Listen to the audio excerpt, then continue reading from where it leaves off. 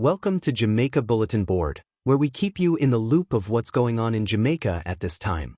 And remember, smile because life is too serious to take seriously.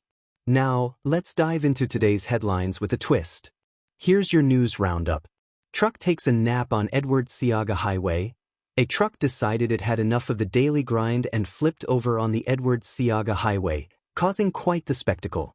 Thankfully, only one person was injured, and emergency responders were on the scene faster than a Jamaican sprinter.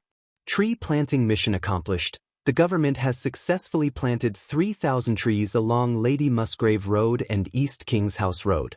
That's right, Jamaica is going green, one tree at a time. Harvey Weinstein found guilty, again. Hollywood's fallen mogul was found guilty of one sexual assault in his retrial. Seems like karma is working overtime.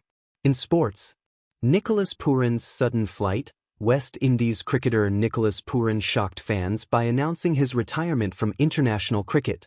Speculation is swirling. Did he just want to make more money, or is there drama behind the scenes? Either way, the cricket world is shook. Devin Charlton leads at Racers Meet.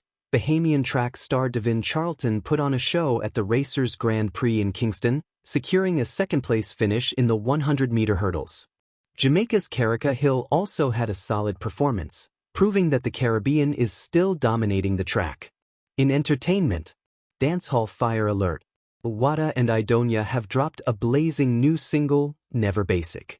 If you thought dancehall couldn't get any hotter, think again. Patrick Brown's comedy hits the U.S., Room 513, the hilarious play about a married man with a wandering eye, is now on tour in the U.S.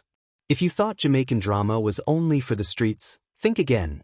This one's bringing the laughs overseas. That's your Jamaica Bulletin Board revamp for today. Like, share, subscribe, and keep the vibes going. Catch you in the next upload.